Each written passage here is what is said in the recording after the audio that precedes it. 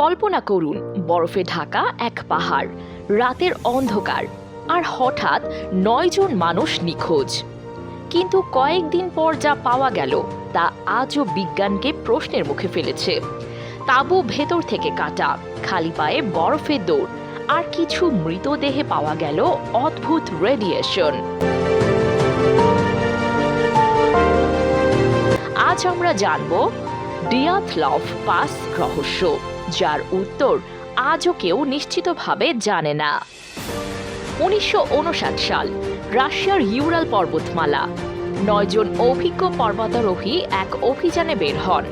দলের নেতা ছিলেন ইগর ডিয়াথলভ।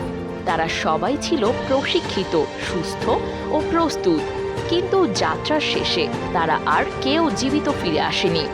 তারা নির্দিষ্ট সময়ে ফিরে না আসায় উদ্ধার অভিযান শুরু হয়। কয়েকদিন পর একটি তাঁবু পাওয়া যায় পাহাড়ের ঢালে, কিন্তু সমস্যা একটাই, তাঁবুটি ভেতর থেকে ছেঁড়া ছিল। কেন কেউ শীতের মধ্যে তাঁবু কেটে বাইরে বের হবে?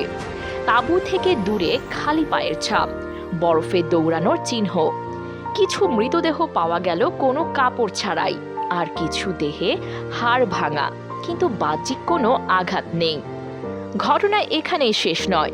কিছু পোশাকে পাওয়া যায় রেডিয়েশন, কয়েকজনের চোখ ও জিহ্বা ছিল নিখোঁজ, আর এলাকায় দেখা গিয়েছিল রাতে অদ্ভুত আলো, অরেঞ্জ লাইটস। প্রশ্ন একটাই, এটা কি সাধারণ দুর্ঘটনা?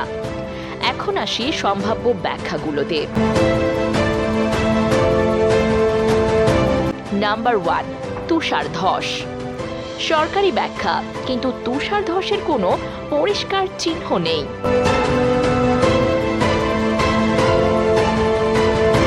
নাম্বার 2, সোভিয়েত গোপন অস্ত্র পরীক্ষা।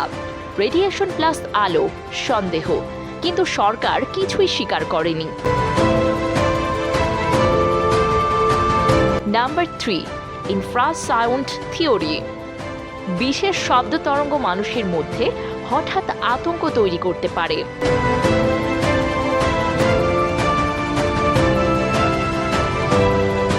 নাম্বার 4, এলিয়েন বা অজানা শক্তি। প্রমাণ নেই, কিন্তু প্রশ্ন রয়ে গেছে।